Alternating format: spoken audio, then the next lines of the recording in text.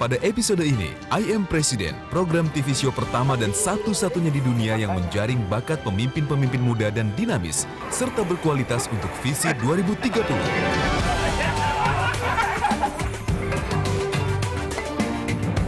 Menyuguhkan kegiatan para presiden yang dikarantinakan di Kampung Air, Katulampa, Bogor, serta babak eliminasi hingga menyisakan 5 finalis.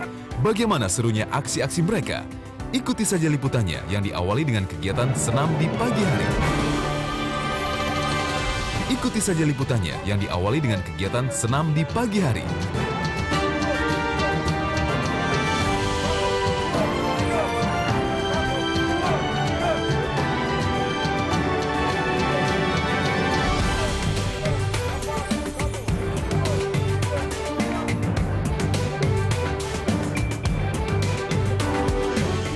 Ya, harapan kami Anda datang sesuai dengan waktu. Pelajaran apapun itu, mau di kelas, mau kegiatan di lapangan, ya sesuai dengan waktu. Jangan main-main dengan waktu. 1 menit menentukan kawan. Ya, 1 menit menentukan. Jadi harapan kami tidak ada kayak tadi pagi. Nah, untuk menebus kesalahan tadi pagi kita wajib push up ya. Kau push up dulu, kau tebus dulu dosamu. Semuanya. Ya, makanya saling mengingatkan ya push up dulu, masing-masing perorangan adalah 20 kali.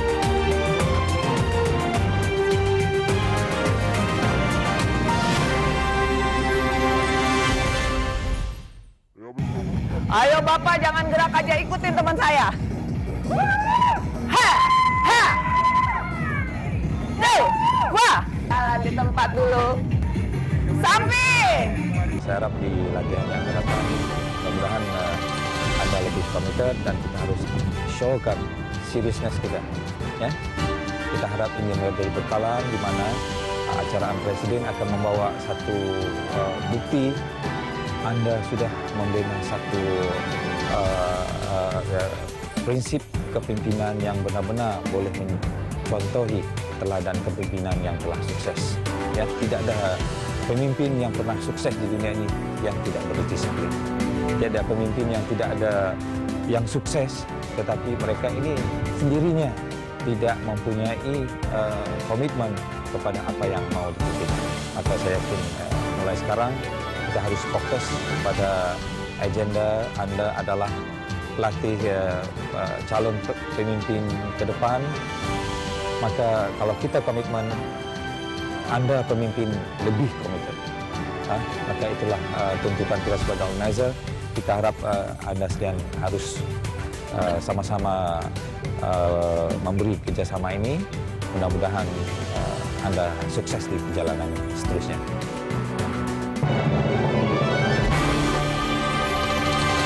Jiwa kepemimpinan ketujuh presiden yang tersisa dalam program I Am President diasah melalui survival activity.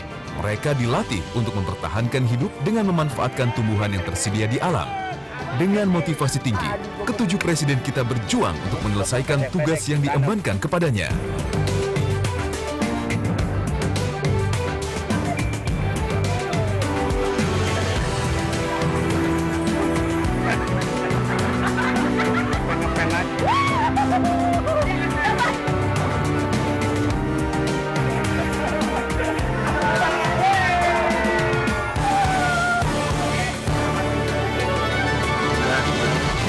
Dapatnya paling terakhir, ayamnya juga paling kecil nih. Tapi ya, Hai Presiden, selamat.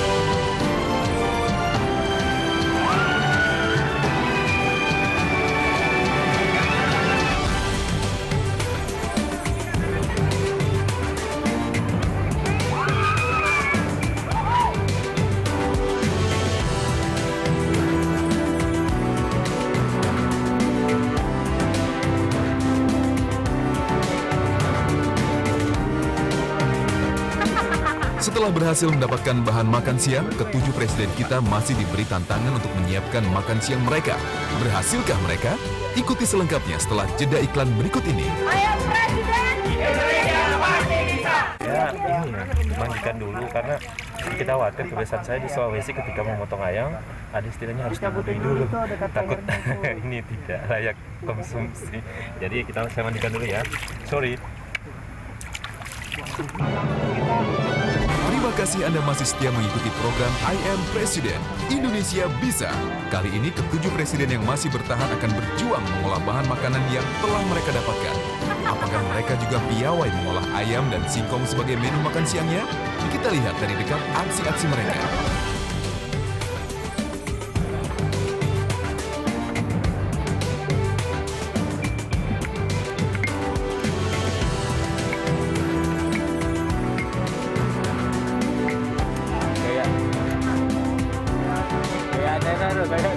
Biar pelan-pelan keluar.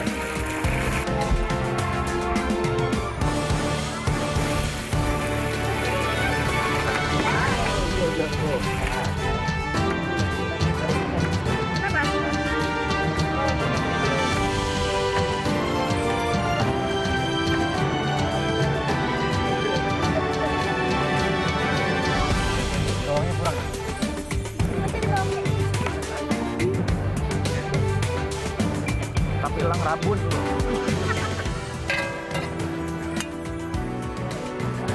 Coba, gurih.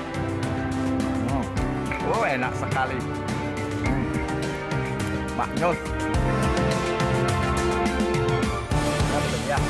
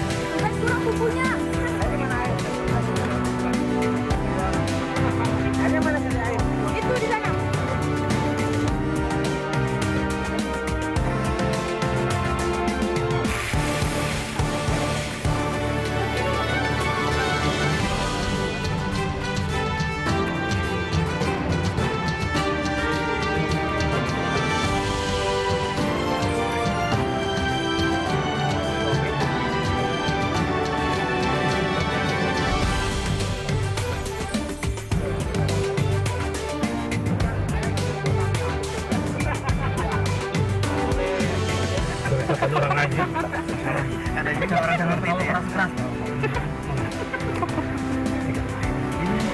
Tidak baik untuk kesehatan. Setelah kenyang dan sukses menuntaskan tugas-tugas yang dilimpahkan, kini tantangan baru menghadang presiden kita. Mampukah mereka mensosialisasikan visi dan misi mereka di hadapan masyarakat Katulampa? Simak saja laporannya. Hari ini kita akan mencoba untuk langsung terjun ke Desa Katulampa dan melihat bagaimana sebenarnya masyarakat di sini menginginkan sosok seorang pemimpin yang muncul nantinya. Nah, di sini saya sebagai salah satu calon presiden Indonesia tahun 2030 akan melihat bagaimana sebenarnya harapan dari masyarakat. Kita ambil sampel di Desa Katulampa. Ayo kita ikutin.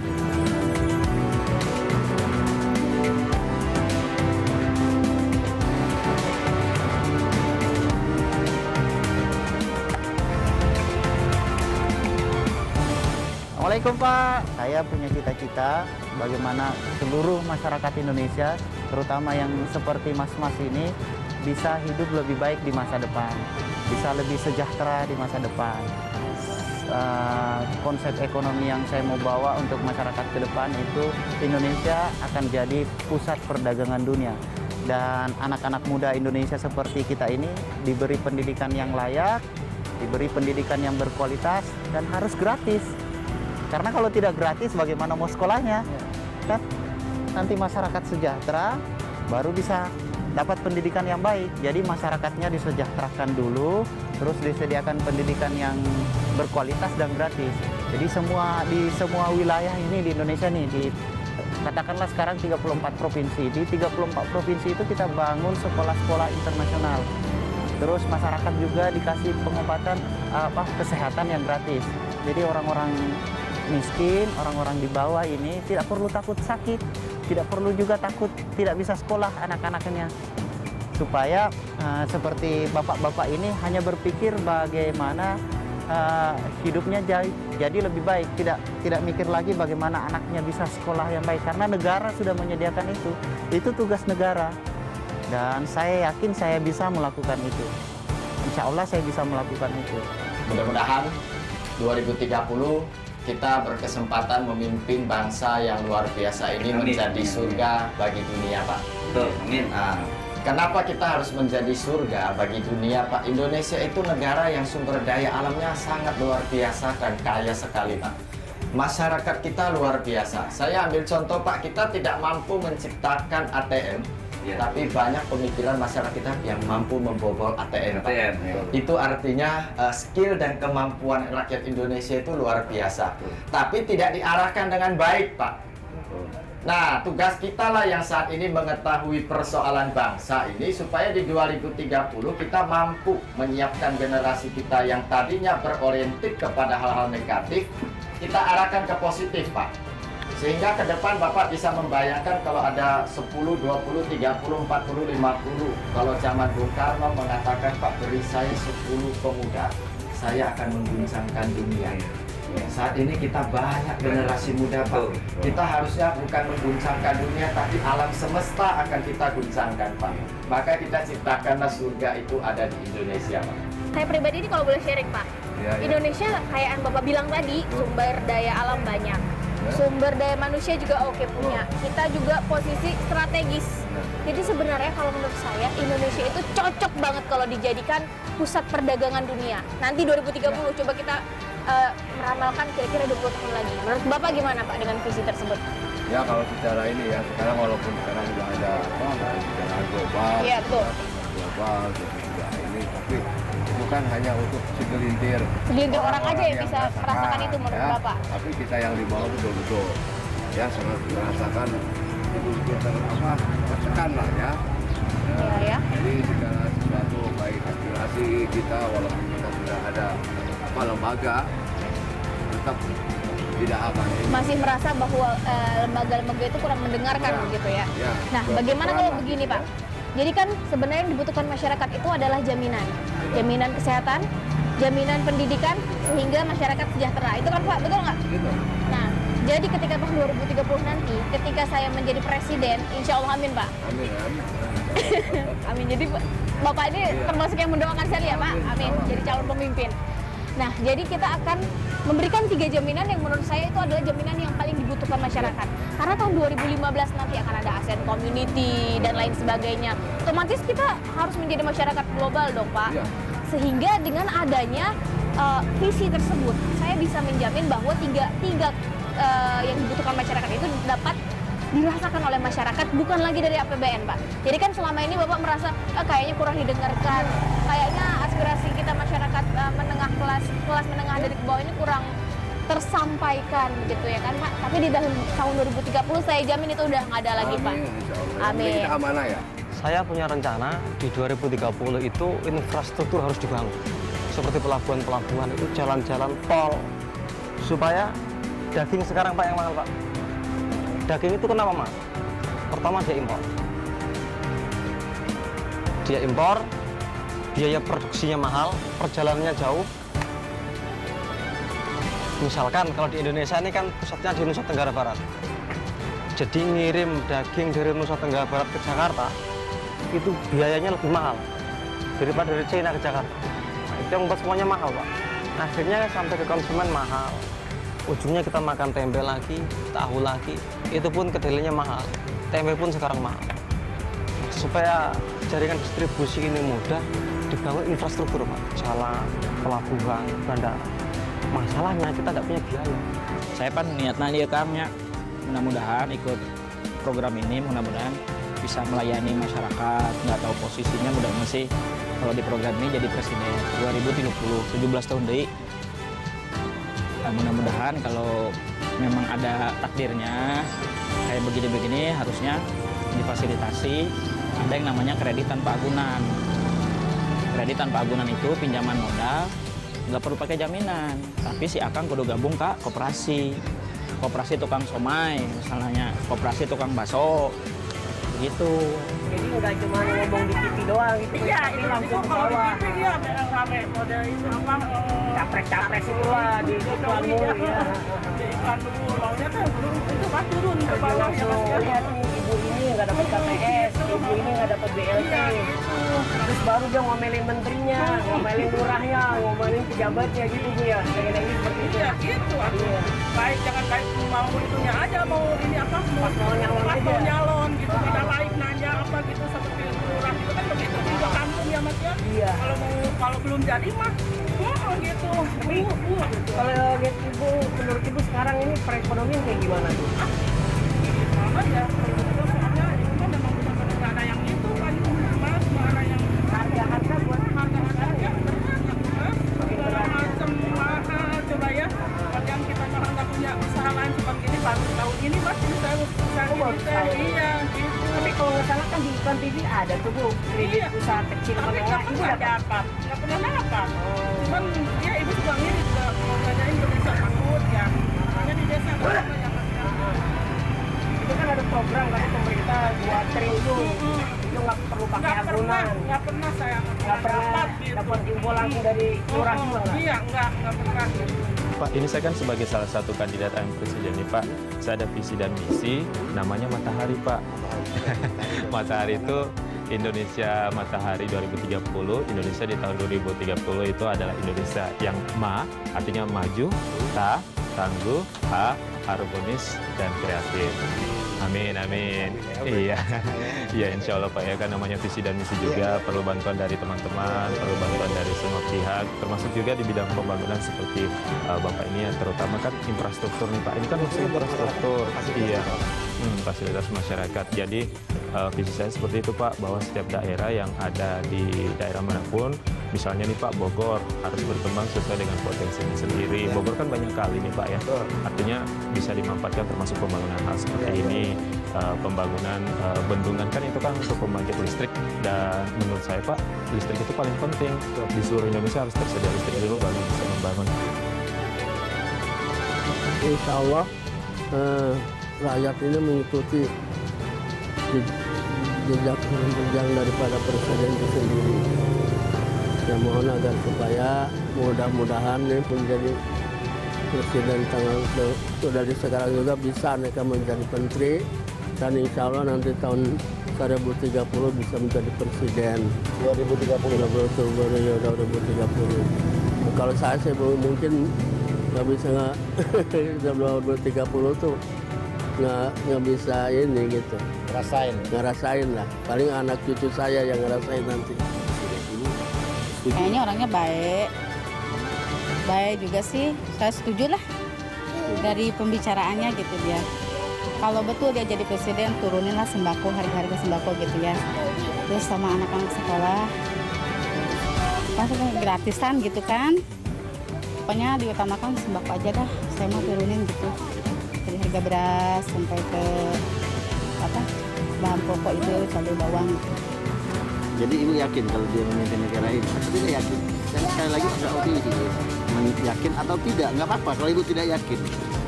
Gimana? Kalau jadi presiden saya kayaknya dia nggak yakin. Kalau jadi kayak orang-orang gitu kan dia kayaknya dari ngomongnya itu dia kayak orang-orang biasa aja gitu. Cara bicaranya tidak intelektual gitu ya. Menurut saya program-programnya bagus dan saya pribadi mengatakan pantas. Karena dari beliau ingin memajukan kesejahteraan yang berdasarkan yang ada di Indonesia ini, seperti sumber daya alam yang dikelola oleh pemerintah, dan kita sebagai warganya diberi kesempatan untuk menjadi tenaga kerjanya. Terus terang kalau misalkan itu hanya janji dan hanya omong kosong, itu ya sebagai warga kita semua ini pasti akan merasa kecewa. Saya tidak yakin untuk dia menjadi presiden.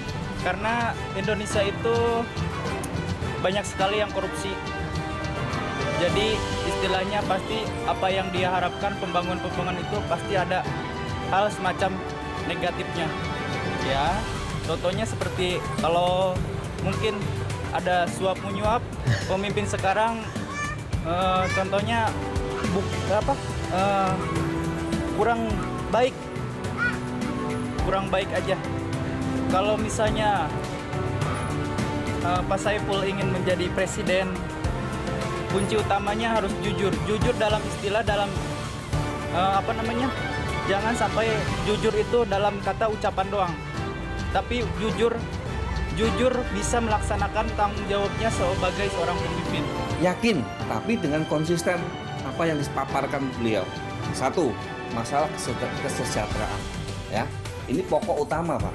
Kesejahteraan rakyat ini ya. Bapak bisa melihat keadaan saat ini, ya. Maaf nih ya. Bapak mungkin udah tahu dari saya. Kesejahteraan rakyat Indonesia kayak gimana sih? Pemerataan yang katanya memeratakan, tapi tidak merata. Banyak penerima BLT yang nyatanya nol. Orang yang benar miskin malah nanti.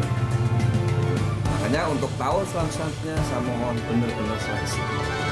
Para presiden kita telah turun langsung ke tengah masyarakat. Mereka juga sudah berandai-andai menjadi presiden di 2030. Namun, mereka masih harus menimba ilmu dan pengalaman. Nantikan mereka setelah yang satu ini.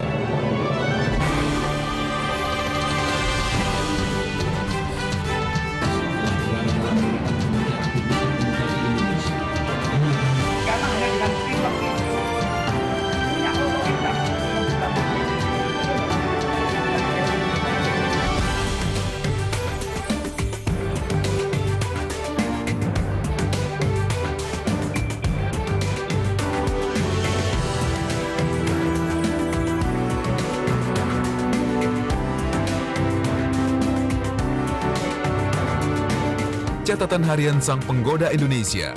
Begitu judul renungan yang disampaikan Pri GS di hadapan para presiden dalam program I Am Presiden Indonesia Bisa. Intinya kapasitas rezeki kita itu ternyata beyond fisik. Obama itu tidak keren. Obama itu untuk jadi pemimpin redaksi sebuah televisi aja nggak cocok secara tongkrongan fisik. Tapi kalau beliau sudah melakukan speech, public speech, itu seluruh rohaninya muncul. Dan yang terlihat adalah seluruhnya adalah leadership. Jadi bahasa tubuh orang sukses itu kelihatan. Ketika sudah bergerak, mungkin ketika dia sedang pasif, itu belum muncul seluruhnya. Tapi ketika Obama bergerak itu muncul rohaninya satu persatu. Caranya berdada-dada, melambaikan tangan. Caranya berjalan dan menjabat tangan. Saya pernah membandingkan dua video, dua orang presiden, yang satu Obama, yang satu presiden kita, Bapak SBY, ketika sama-sama di dalam kesempatan resmi sedang melakukan speech, itu diganggu lalat. Diganggu lalat. Ini menegangkan karena seluruh mata di dunia sedang terpusat kepada bagaimana sebenarnya reaksi para presiden yang sedang jadi fokus of interest ini mengatasi lalat. Gimana? Lalat ini tidak punya kecerdasan untuk diajak dialog. Obama itu membiarkan, dia menakjubkan saya. Keduanya menakjubkan reaksinya, tetapi nanti Anda bisa memilih tipe A seperti apa Anda itu. Obama itu orang tegang, ya, pada lalat ini. Terus Obama itu mengikuti ketegangan publik ini dengan mengikuti lalat itu terbang sampai dia menemukan ritme untuk menepuknya dan kena dan mati lalat itu. Pak SBY dan pidato, pemimpin selalu begitu, ya, refleks. Jangan sampai menunggu jedot kepala. Jadi begitu beliau sedang melakukan pembukaan, ada dengung lalat, apa yang terjadi? Seluruh kabinetnya turun tangan. Yang ini nyemprot ini, yang ini cari sapu ini, yang ini cari kipas ini. Yang satu, kepemimpinan yang sangat percaya kepada kualitas-kualitas tertentu. Yang satu, percaya kepada kualitas-kualitas yang lain.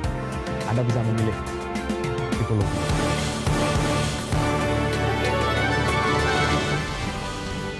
Saya selalu takjub kepada pemimpin-pemimpin besar di dunia itu. Biasanya mereka hanya fokus kepada soal-soal yang besar. Persoalan-persoalan yang ideologis.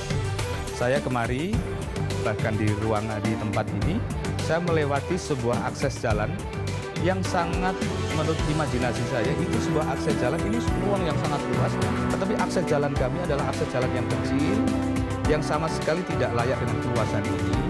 Dalam imajinasi saya, itu adalah sebuah akses jalan yang tidak pernah terbayangkan akan menjadi akses jalan. Artinya kota-kota di Indonesia ini saja, itu sebuah kota yang tidak terencanakan. Maka kesalahan tata ruang di Indonesia sangat tinggi, itu saja tata ruang. Apalagi kalau yang salah adalah tata laku.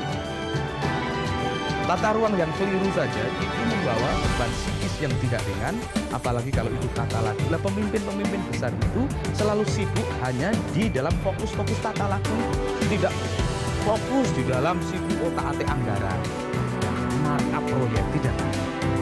Tetapi hal yang ideologi itu sangat menyita kehidupan beliau-beliau pemimpin besar ini. Setelah mendapatkan berbagai macam pembekalan dan penampaan, saatnya para presiden turun gunung untuk beraksi. Apa saja persiapan mereka? Saya akan kejar, terutama dengan Dr. Hanta Yuda. Rupanya beliau ingin jawaban yang pasti, sementara saya harus menjawab dengan politis. Tapi nanti kita akan jawab dengan pasti. Tunggu saya, terima kasih.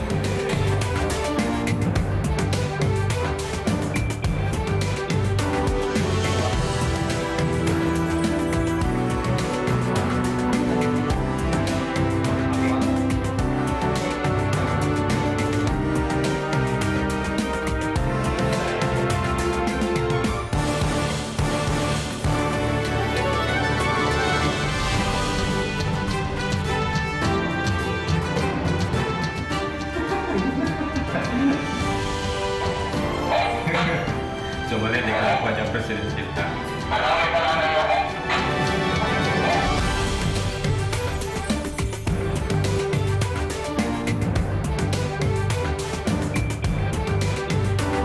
Setiap hari itu harus bangun subuh untuk mencari inspirasi, dan ya sama seperti hari-hari sebelumnya.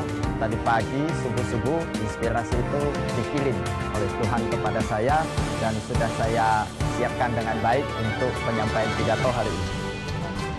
Persiapannya seperti biasa, riset, belajar, buka data, persiapan fisik, tidur yang cukup, berdoa.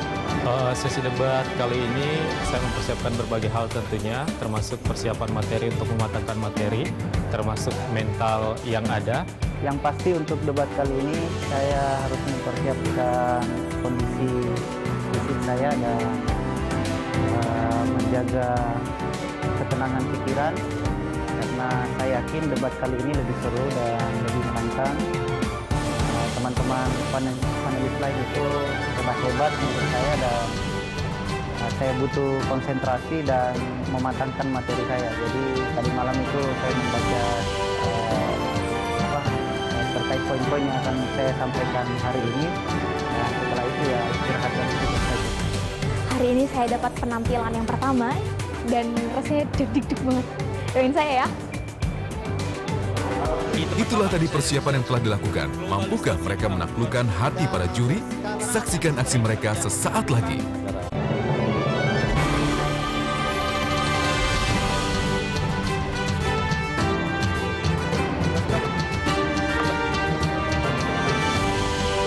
Presiden Saiful dari Pati membawakan pidato dan diskusi dengan gayanya tersendiri. Mari kita simak bersama. Presiden Saiful dari Pati membawakan pidato dan diskusi dengan gayanya tersendiri. Mari kita simak bersama. 3-2 tahun, lalu bagaimana kita mempertanggungjawabkan Republik ini di hadapan Bang Thoyib. Bang Thoyib itu Pak merantau 3 kali puasa, 3 kali lebaran. Iya. Oke. Kalau kita sekarang kalah itu bukan karena tidak cocok, itu isyarat dari Tuhan agar kita berbenah saja. Sistemnya kita benahi, orangnya kita benahi. Tenang dan menghanyutkan. Begitu kesan yang kita dapatkan dari presiden yang satu ini. Apakah penampilannya cukup meyakinkan Dewan Juri?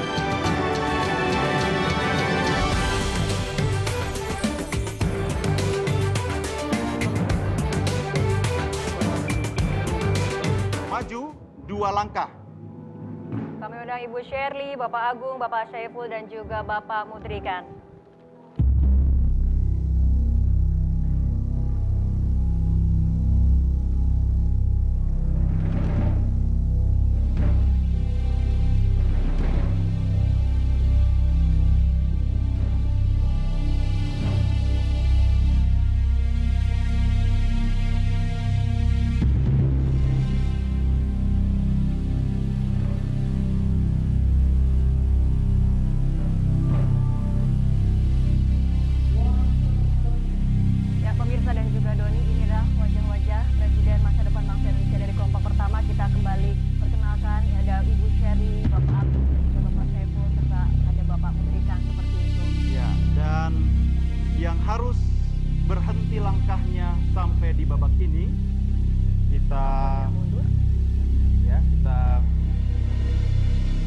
Berikan tepuk tangan dulu yang paling meriah.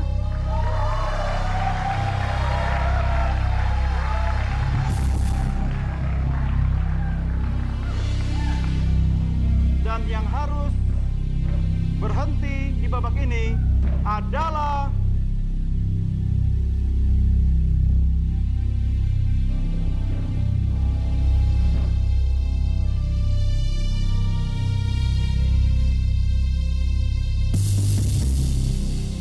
Bapak M. Saiful.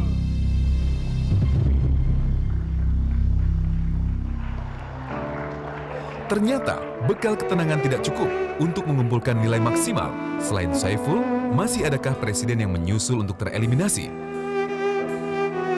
Tapi seperti dikatakan oleh Profesor Komarudi, ini bukan akhir segalanya karena semua orang ada di sini sudah menjadi pemenang dan Indonesia bangga memiliki generasi muda yang memiliki potensi untuk menjadi pemimpin.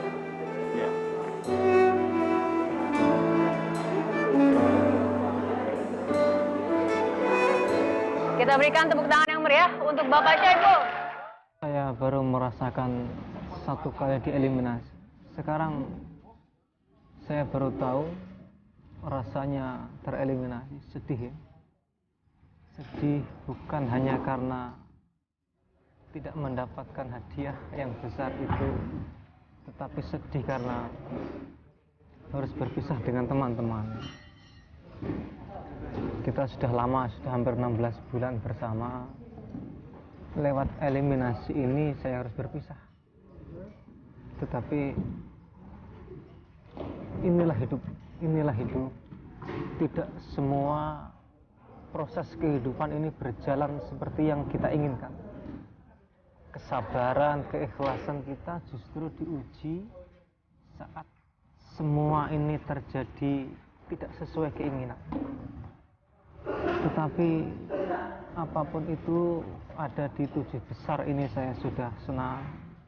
Saya bangga bisa menjadi bagian dari keluarga besar I Am Presiden dengan CMG Global, dengan teman-teman yang hebat, yang luar biasa. Saya banyak belajar dari beliau-beliau. Dari jauh saya akan doakan semoga teman-teman semakin hebat, semakin berprestasi, semakin membanggakan. Untuk CMG Global, untuk Pak Asmi dan semua kru, dari hati yang paling dalam saya mengucapkan terima kasih. Terima kasih sekali atas kesempatan yang diberikan kepada saya sangat luar biasa. Tetapi saya tahu saya belum bisa menjadi seperti yang Pak Asmi harapkan, belum bisa menjadi seperti yang CMG Global harapkan, belum bisa menjadi seperti yang masyarakat harapkan. Saya sadar itu, saya minta maaf untuk itu. Saya sudah berusaha memberikan yang terbaik, tapi hanya ini yang bisa saya berikan, hanya ini saja. Saya terima kasih kesempatannya Pak Asmi, teman-teman sekalian, kru.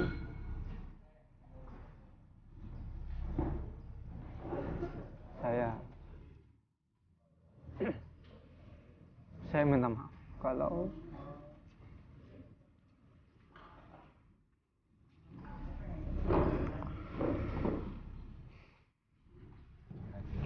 saya minta maaf kalau selama kebersamaan saya ini ada sesuatu yang saya lakukan yang kurang berkenan di hati Pak Asmi, teman-teman dan kru semuanya. Saya minta maaf.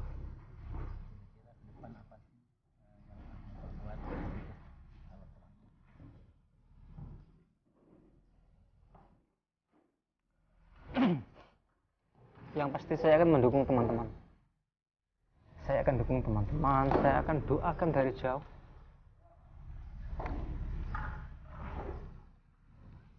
Saya akan melanjutkan hidup saya, mulai berusaha lagi, dan mulai berpikir melanjutkan studi saya yang belum selesai.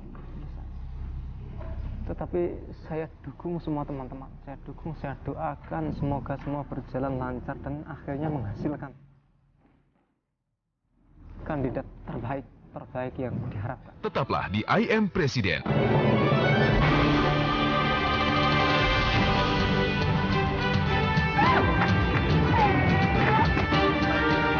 Baban Sarbana mewakili Kota Bogor sempat mencuri perhatian Dewan Juri. Bagaimanakah penampilannya di babak 7 besar ini? Langsung saja kita saksikan penampilannya. Indonesia yang maju adalah Indonesia yang menjadi magnet dunia. Utamanya adalah menjadi magnet perekonomian dunia. Apakah setan masuk surga juga, Pak? Di tempat Bapak ya, di negara Bapak ini. Dalam konteks yang sesungguhnya, setan-setan ini kan banyak. Kalau selama masih di dunia dan berkeliaran dan tidak terlihat. Apa yang Pak yang dilakukan ketika setan itu berbentuk uang, setan itu berbentuk jabatan, setan itu berbentuk apapun yang namanya untuk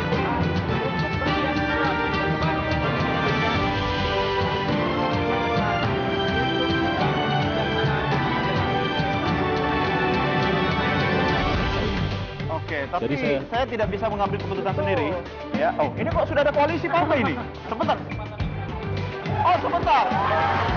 Kemampuan pidato dan debat telah ditunjukkan Presiden Baban. Mampukah ia menembus babak 5 besar? Selanjutnya kepada kandidat dari kelompok 2, kami silakan untuk maju 2 langkah.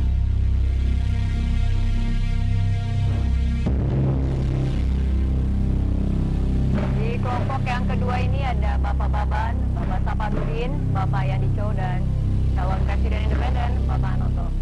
Ya.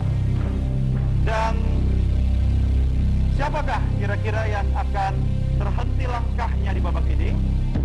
Namun bukan berarti terhenti cita-cita dan semangatnya untuk tetap menjadi pemimpin masa depan bangsa Indonesia. Kepada nama yang kami sebutkan, dia harus pulang dan turun dari panggung ini.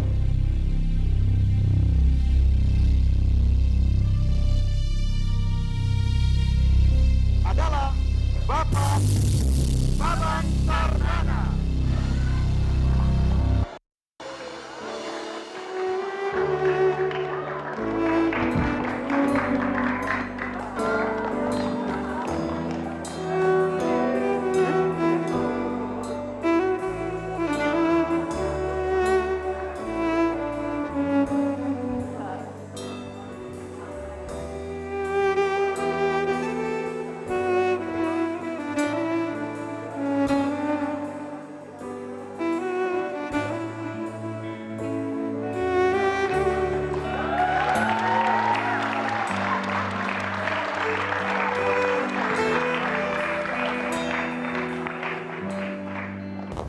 Terima kasih untuk kesempatan luar biasa selama 16 bulan dengan pengalaman beraneka ragam untuk membentuk karakter dan kepemimpinan saya.